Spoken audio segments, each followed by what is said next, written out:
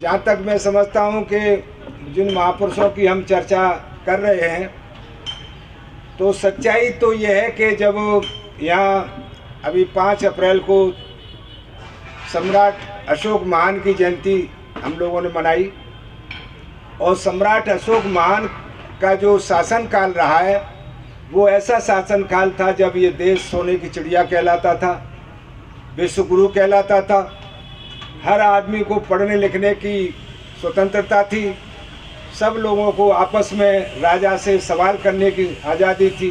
यहाँ तक कि सम्राट अशोक के जो शिलालेख पाए जाते हैं उसमें बताया जाता है कि उन्होंने अपने शिलालेख लिखवा दिए थे कि मैं अगर स्नानागार में भी हूँ, बाथरूम में भी हूँ, तो भी आप मेरे पास अगर कोई शिकायत है तो मेरे पास, अगर मैं अपने सेनागार में सो भी रहा हूँ अपने राजमहल में, तब भी आप मेरे पास अपनी कोई भी। तो इस तरह का शासनकाल, वो शासनकाल जब छिन्न भिन्न हुआ और मनुस्मृति काल आया, तो उस वक़्त इस देश के अंदर बहुत माहौल अलग था। या ये कहें कि सम्राट अशोक के काल में जो सोने की चिड़िया थी, दूध की नदियाँ बहा करती थी, देश विश्व गुरु था, हजारों बाहर के विद्यार्थी यहाँ पढ़ने आते थे, उसका उलट हुआ, मनुस्मृति कायम हुई। और जब मनुस्मृति कायम हुई तो वही दौर था जब ज्योतिबा फुले इस समाज के अंदर पैदा हुए। अभी कुछ साथियों ने कहा कि भाई उनका अपमान हुआ, उन्होंने महसूस किया। बात अपमान की नहीं, बल्कि बात ये थी कि ज्योतिबा फुले, उनके पिताजी गोविंदराव फुले अंग्रेजी शासन में कर्मचारी थे। मेज सजाने का जो काम होता है, गुलदस्ते लगाने का जो काम होता है, वो किया करते थे। तो एक दिन अंग्रेज अफसर ने उनसे पूछा कि भाई गोविंदराव, तुम्हारे बच्चे कौन सी क्लास में पढ़ते हैं? और उन्होंने जब ये सुनने के बाद पहले तो जवाब नहीं दिया, और जब ज़्यादा उन्होंने कड़ाई से पूछा तो उन्होंने कहा कि साहब, आपको नहीं मालूम कि हमारे बच्चे पढ़ नहीं सकते? हमारे बच्चों को पढ़ने का मनुस्मृति के हिसाब से हुक्म नहीं है। हमारी शिक्षा, संपत्ति, सम्मान, शस्त्र, ये सब बलात् छीन लिए गए हैं। लेकिन बाद में जब अंग्रेज़ों ने उनको कहा कि भाई, अंग्रेज अधिकारी ने कि नहीं, अगर आपको नौकरी करनी है तो आपको अपने बच्चे को पढ़ाना पड़ेगा। और इस कारण ज्योतिबा फुले 8वीं क्लास तक इंग्लिश मीडियम से उन्होंने शिक्षा हासिल की। अभी जो दिवाकर जी बता के गए हैं, रमेश चंद्र दिवाकर, के उनका अपमान हुआ, ये बात सही है। तो उन्होंने फिर ये समझा कि ये दलित और पिछड़े और शोषित शूद्र लोगों की अवनति का जो कारण है, जो इनके अनर्थ का कारण है, वो अकेला शिक्षा है। इसलिए उन्होंने शिक्षा को मूल मंत्र बताते हुए कहा, विद्या बिनी, मेरे ख्याल से मासा सूर्यवंशी जी सुन लें, आप इसको उल्टा पढ़ते हो। उन्होंने मूल मंत्र दिया, विद्या बिन मति गई। वैसे ये उसमें है मराठी में, विद्या बिन मति गेले, मति बिन गति गेले, गति बिन नीति गेले, नीति बिन वित्त गेले, एकेल अविद्या शूद्र खचले, ऐसा करके कुछ है। उसका खचले का मतलब अकेले विद्या के कारण ये सब अनर्थ हुआ, बहुत बड़ा सत्यानाश हुआ, सारे लोग जो है जमीन पे आ गए। तो वो सूत्र बाबा साहब, मतलब जो ज्योतिबा फुले ने दिया। और उस, या ये कहें कि जो शिक्षा की ज्योति जलाई, या ये कहें कि शिक्षा का अलग जगाया, सामाजिक क्रांति का अलग जगाया, उसको अगर सही माने में आगे चल कर के बात बहुत बड़ी है। क्योंकि ज्योतिबा फुले उस दौर को लाना चाहते थे जो सम्राट अशोक के टाइम में था, लेकिन वो उस काल में इतना बड़ा सोशल मीडिया नहीं था। आज जो हम और आप पढ़े लिखे लोग दिखाई देते हैं, ये सब अंगूठा छाप थे, या इनके पूर्वज अंगूठा छाप थे। महिलाओं को पढ़ने की बिल्कुल भी मनाही थी, लेकिन जो उस वक़्त उन्होंने काम किया बालिकाओं के लिए स्कूल खोलने का, वो बहुत बड़ा काम है। लोग हमारे इस धम्म राष्ट्रीय बौद्ध धर्म महासभा के राष्ट्रीय कन्वीनर साहब, आज जिन महापुरुषों की जयंती मनाने के उपलक्ष्य में आए हैं, ऐसे महामानव, सामाजिक क्रांति के अग्रदूत महात्मा ज्योतिबा फुले के चरणों में नमन करते हुए और उनको जिनसे प्रेरणा मिली ऐसे महाकारुणिक इस देश को विश्वगुरु का दर्जा दिलवाने वाले तथागत बुद्ध के चरणों में नमन करते हुए और इन सब महापुरुषों के विचारों का संयोजन करके इस देश को एक विलक्षण संविधान देने वाले भारत रत्न बहुत सत्य बाबा साहब भीमराव अम्बेडकर के चरणों में नमन करते हुए साथियों, मैं सबसे पहले तो आभारी रहूँगा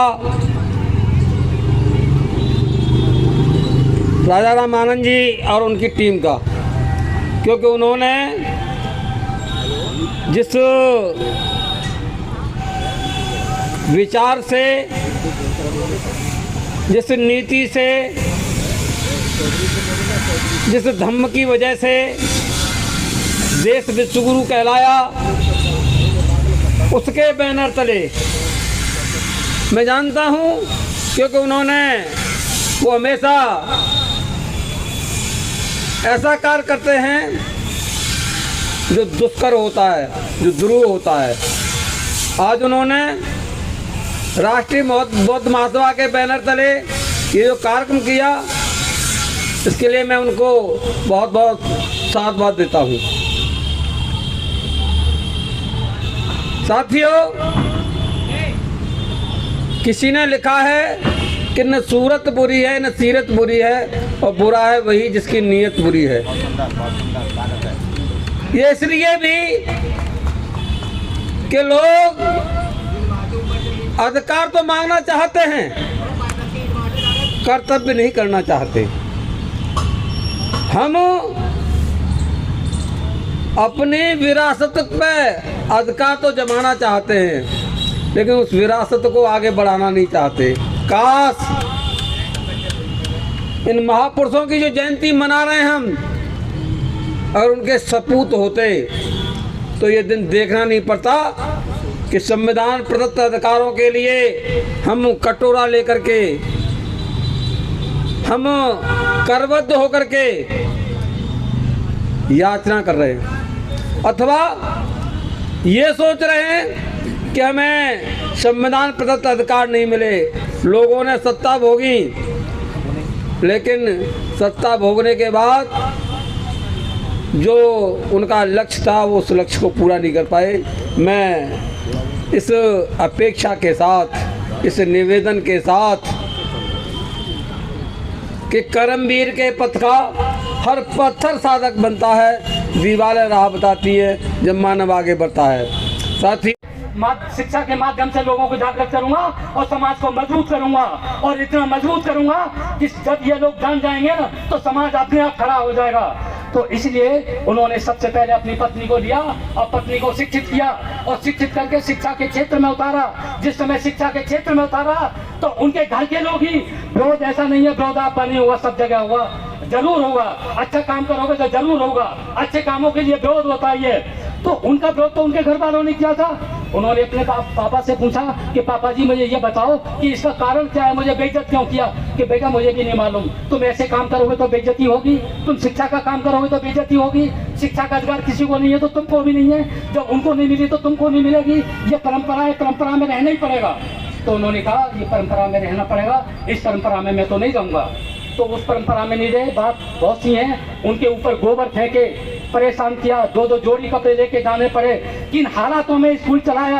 साथियों, मैं एक बात अभी खत्म करता हूँ, थोड़ी सी अभी मैं खत्म करता हूँ कि वो वक्त ऐसा था कि उन्होंने प्राइमरी स्कूल खोले, उनके पास जैसे भी संसाधन थे, और प्राइमरी स्कूल खोल के शिक्षा के काम को थोड़ा सा आगे बढ़ाया।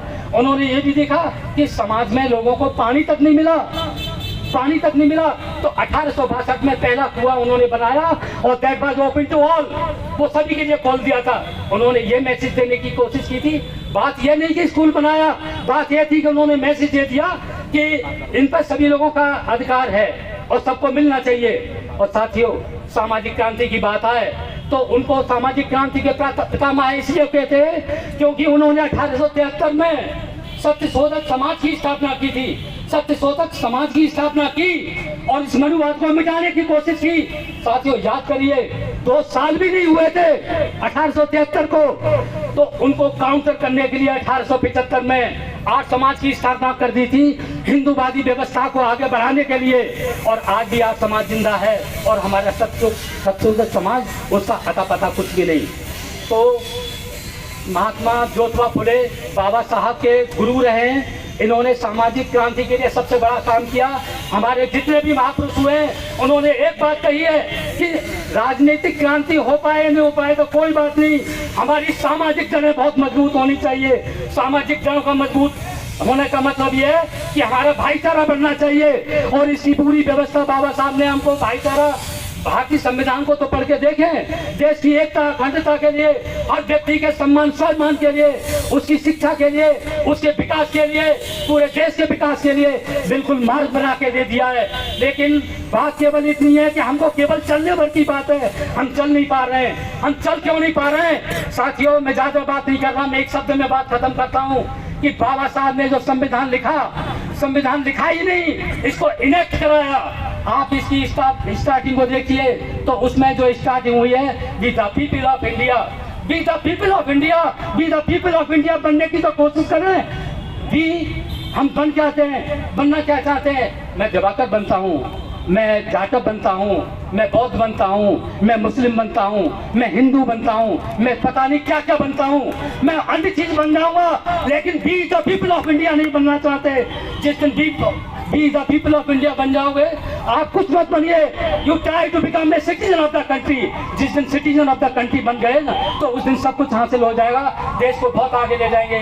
तो साथियों, मेरे कहने का मतलब ये है कि बाबा साहब ने किसको नहीं दिया, आज पूरा भारतवर्ष जो बना हुआ है, जितनी व्यवस्था है, जितनी भी पोस्ट हैं, चाहे प्रधानमंत्री हो, चाहे राष्ट्रपति हो, एक मिनट में सारा भी खत्म कर रहा हूँ, चाहे जितने भी संस्थान हैं, जितने भी ऑफिस हैं, जितने कॉन्स्टिट्यूशनल इंस्टीट्यूशन हैं, वो सब बाबा साहब की दी हुई चेन है।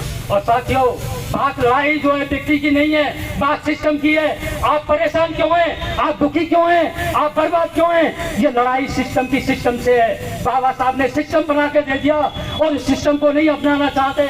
आप कमजोर इसलिए हैं क्योंकि उस सिस्टम में नहीं जुड़ना चाहते। साथियों, मैं इन्हीं शब्दों के साथ साथ आप सब लोगों का मैं बहुत बहुत शुक्रगुजार हूँ। आप लोगों ने मुझे वक्त दिया और मैं यही कहूँगा, भारतीय संविधान को और इनकी व्यवस्थाओं को समझने की कोशिश करें और इसको आगे बढ़ाने की कोशिश करें। आप सभी लोगों के पूरे मंच के लिए, आप सब लोगों के लिए, इस माहौल के लिए और इस दिवस के लिए मैं कभी नहीं भूलूंगा, आपका एहसान नहीं भूलूंगा। बहुत बहुत धन्यवाद, बहुत बहुत साधुवाद। जय ज्योतिबा फुले, जय बाबा साहब भीमराव अम्बेडकर। संगम शरणं गच्छामि। आज भगवान बुद्ध ने जो संदेश दिया, उसी में हमारी विजय है। संगम शरणं गच्छामि, शिक्षित पुरुषों की शरण में जाओ, यही धर्म है। आज बहुत सौभाग्य का दिन है कि 11 तारीख को ज्योतिराव फुले की जन्म जयंती मनाई गई और कल जो है भीमराव अम्बेडकर जी की जन्म जयंती मनाई जाएगी। और उसकी पूर्व संध्या पर हम यहाँ खड़े हुए हैं, हमारा बहुत बहुत सौभाग्य। अभी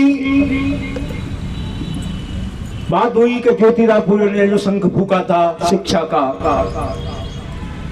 उसका ही परिणाम हमारे भीमराव अम्बेडकर हैं, जो आज पूरा हिंदुस्तान उनकी शिक्षा पे चल रहा है। कहते हैं द्वापर तक हर युग होता है,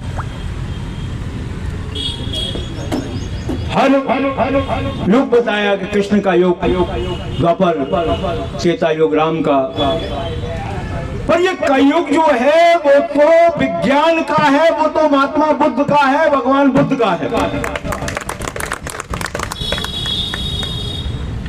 आज जो ज्ञान द्वापर तक ज्ञान रहा, जो कुछ राजाओं के काम आता था, आम आदमी को ज्ञान की जरूरत थी नहीं। पर वो जो ज्ञान के द्वारा वो सुविधाएं प्राप्त करते थे, उस ज्ञान को विज्ञान में बदल कर भगवान बुद्ध ने जन जन तक वो सुविधाएं पहुंचा दी जो एक राजा को हुआ करती थी। उस ज्ञान के विज्ञान का जो हर आदमी वो प्राप्त कर सकता है, जो एक राजा प्राप्त कर सकता है, इसका सारा का सारा श्रेय भगवान बुद्ध को जानता है। हमारे यहाँ पैदा हुए क्योंकि ये भूमि ऐसी है, ज्ञानियों की भूमि है। पर जिस समय वो यहाँ ज्ञान देना चाहते थे तो यहाँ के कुछ लोगों ने, कुछ पाखंडियों ने उस ज्ञान को, उनके पास तो ज्ञान था ही नहीं। और जब ज्ञान का विज्ञान अगर हिंदुस्तान में पैदा हो जाता तो ये हिंदुस्तान, जिसको ये विश्व गुरु कहते हैं, वो आज विश्व गुरु होता। पर हमने ध्यान नहीं दिया। वो ज्ञान हमारे यहाँ से जाकर उन देशों में गया जो आज बौद्धिस्ट देश हैं। और आज देखिए ज्ञान के विज्ञान में जितने बौद्धिस्ट देश हैं वो सबसे आगे हैं, सब उसके पीछे। टेक्नोलॉजी, जिन बातों को सिर्फ कथाओं में लिखा गया था, उसका विज्ञान भगवान बुद्ध ने दिया। उस समय भी कुछ लोग थे जो भगवान बुद्ध को मानते थे। उस समय ज्योतिराव फुले ने जो ज्योति जलाई, वो ज्योति कब ज्वाला बन गई? अंबेडकर के रूप में। वो ज्योति ज्वाला बन गई अंबेडकर के रूप में, जो आज संविधान है।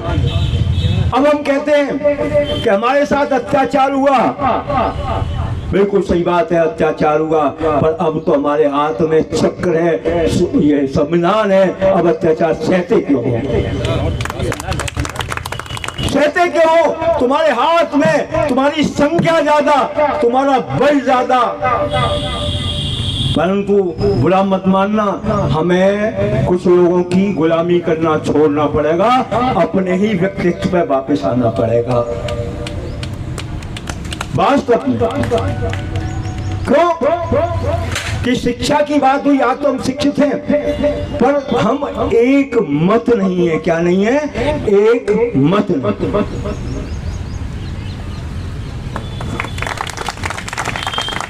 एक मत तो हमारे पास है, पर हम एक मत नहीं हो पाते।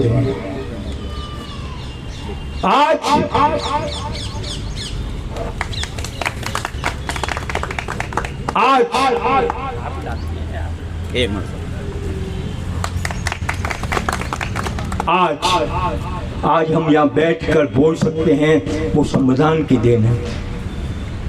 अंबेडकर जी ने एक इशारा दिया जो कृष्ण का इशारा था, उससे ही बड़ा इशारा अंबेडकर जी ने एक उंगली बताई।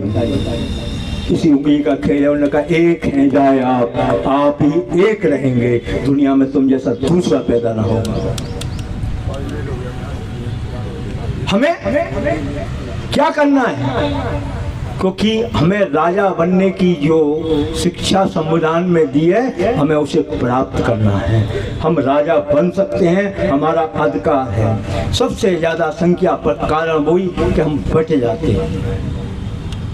आज जो संयुक्त जयंती समारोह हो रहा है महात्मा ज्योतिबा फुले और डॉक्टर बी.आर. अम्बेडकर साहब का, इसके बारे में क्या विचार रखते हैं आप? वो मरे हुए लोग हमारे जो दुश्मन की गोद में जाकर के बैठ कर, जिन्होंने चौथे वर्ण के लोगों के लिए, उनके ही खिलाफ, खासकर ज्योतिबा फुले ने तो उन परिस्थितियों में काम किया कैसे जब चौथे वर्ण के लोगों को इस देश में शिक्षा पाने का अधिकार, यूपी के अंदर बंद किए, महिलाओं को शिक्षा पाने का अधिकार, 4-4, 5-5, उन्होंने अपनी पुत्री को तैयार किया और खुद अपने बराबर खड़ा करने के बाद में एक स्कूल में भी विद्यालय खोले। के नाम पर कुछ भी नहीं। 1848 में इन्होंने प्रथम विद्यालय खोला, वहाँ पर जाता है, फिर एक के बाद एक, इस तरह से 35 विद्यालय खोले। काम करता है, पढ़ाई लिखाई इनका जन्म उसको वो नहीं है। दुनिया भर के 11 अप्रैल वो राशन 1827 में हुआ था पानी से जो दिया और 28 नवंबर होता है वो किया जाता है। 1890 में ये खत्म हो गए। जो यहाँ जो एक सूर्य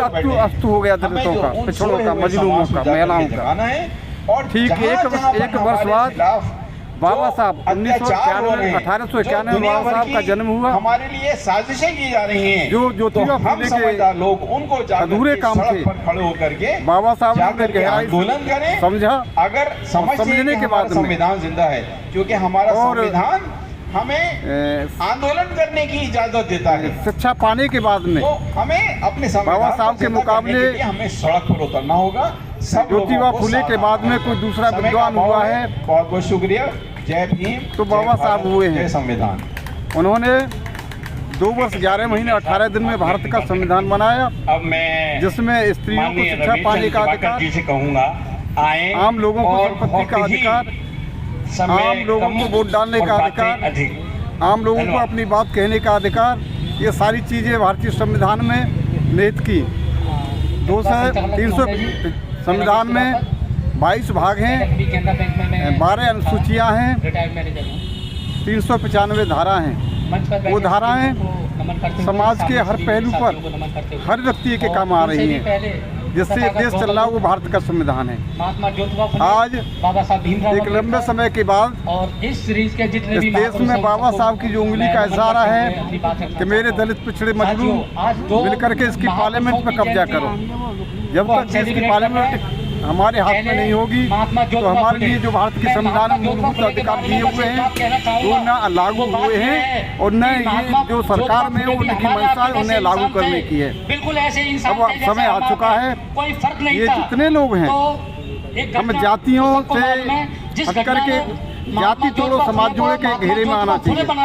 वो घटना हमारी संख्या 100 में 85 है, वो तो 85 होने के नाते सरकारें हम दूसरों की बनाते हैं। जब उन लोगों ने देखा, बनाते क्यों हैं लोगों ने कि हम लोग कि ये या तो थैली पे बिकते हैं या उनके दबाव में आते हैं या वो समझदार नहीं है।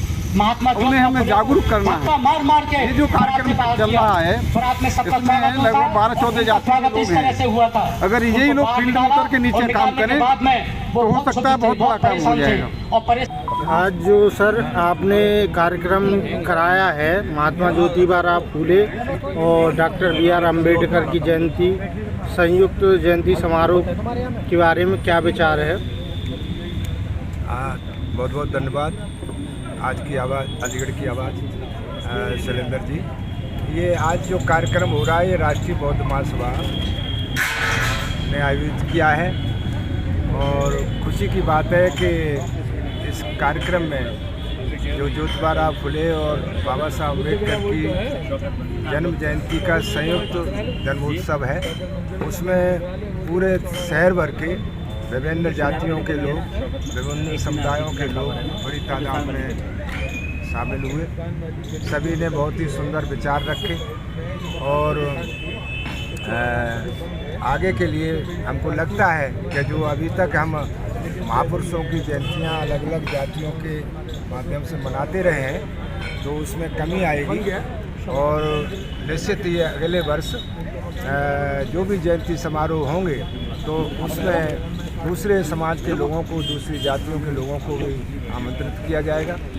जहाँ तक जो महापुरुष हैं उनके बारे में बहुत अच्छी बातें, बहुत खोजपूर्ण बातें, जो वर्तमान हालात हैं उनके ऊपर जानकारी, उनका मुकाबला, ये सब कैसे किया जाएगा, ये सब चीज़ें हम लोगों ने आज ये जयंती के अवसर पर जो इकट्ठे होकर के सुनी हैं, कही हैं, उससे निश्चित ही समाज को फ़ायदा होगा। और ये महीना चूँकि पूरा महापुरुषों की जयंती का रहता है अप्रैल का, तो हम लोग कोशिश करेंगे। अभी 22 तारीख में यहाँ पड़ोस में एक कार्यक्रम जो है शहर में ही है, दूसरा एक जो है मेहराबल नगरिया में है और ये पूरे ज़िले में होंगे। तो जहाँ जहाँ जैसी ज़रूरत होगी हम लोग जाएंगे। बहुत बहुत धन्यवाद। अति जी, आज के कार्यक्रम के बारे में क्या कहना चाहते हो? आज के कार्यक्रम के बारे में जो माननीय हमारे राजा राम आनंद जी अपने विचारों को लेकर के जो चल रहे हैं जाति नहीं जमात से, और उन्होंने भी इस बात को माना है कि महापुरुष कभी एक जाति के नहीं होते और महापुरुषों ने जो किया है वो सभी उन लोगों के लिए किया है जो अधिकारों से दूर रहे हैं और उन्हें अधिकारों को दिलवाने के लिए उन्होंने अपने प्रयत्न और प्रयास लिखित में हमें दिए हैं। उसे हम जानना चाहते हैं और कहना चाहते हैं कि हमारे सोचक समाज के जो लोग हैं उनको दिलवाएं और आगे आएं। खाली आडंबर करने से नहीं, उनके अधिकारों को दिलवाने में अगर योगदान करेंगे तो बाबा साहब और फुले जी के विचारों को हम आगे ले जा करके और उनको बताएंगे कि ये उनके मेन उद्देश्य है। धन्यवाद। आज का जो संयुक्त जयंती समारोह हुआ है उसके बारे में क्या विचार है आपका? देखिए, ये एक रचनात्मक पहल है सभी समाजों को एक करने की। जैसे कि आज राष्ट्रीय बौद्ध महासभा के तत्वावधान में 2 महापुरुषों की जयंतियाँ संयुक्त रूप से मनाई गई हैं। वो एक तरह से 1 और 11 ऐसा माहौल बनने जा रहा है। जैसे कि दलित, शोषित, वंचित समाज, फिरका परस्ती ताकतें वो इन्हें जो परेशान करने में लगी हुई हैं, इनके अधिकारों का हनन करने में लगी हुई है, उसके लिए ये बहुत रचनात्मक पहल है। क्योंकि हम संयुक्त रूप से एक होकर बड़ी ताकत बनेंगे तो इन फिरका परस्ती ताकतों का मुकाबला करने में कामयाब होंगे और राजनीतिक भागीदारी पाने में कामयाब होंगे। जब तक राजनीतिक भागीदारी में कामयाबी नहीं मिलेगी तब तक हमें हमारे अधिकारों से वंचित किया जाएगा, हमें हमारे संवैधानिक अधिकार नहीं मिलेंगे। इसलिए आज का जो दिन है, आज जो परम सौभाग्य की बात रही है कि ये जो पहल हुई है, इस तरीके से हम टेक्नोलॉजी के आधार पर एक होते चले गए। धन्यवाद सर।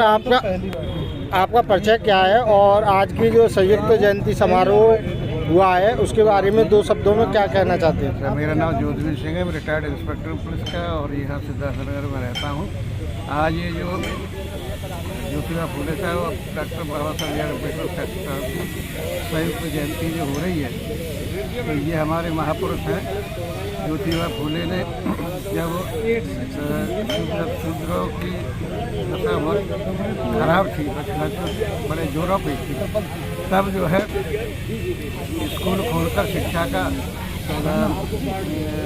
द्वार खोले, है ना, लोगों को शिक्षित किया, सामाजिक रूप से संगठित किया और संगठन की उन्होंने रहकर जो है अपने अधिकारों की लड़ाई लड़ने के लिए कहा। और बाबा साहब अम्बेडकर साहब ने संविधान की रचना करके उसमें सब अधिकार दिए हमें। अगर कहीं हमारे अधिकारों की अवहेलना हो रही है और सरकार नहीं कर रही है तो हम उसमें न्यायालय में जाकर उसका दायर कर सकते हैं। और उन्होंने बाबा साहब ने भी इसलिए शिक्षा को सबसे ऊपर रखा, ज्योतिबा फुले को शिक्षा को ऊपर रखा। शिक्षित बनेंगे तभी आप इकट्ठा होकर और अपने समाज की लड़ाई लड़ सकते हैं। तो मेरा कहना है हम सब इकट्ठे हों बहुजन और फिर सत्ता की लड़ाई लड़ें।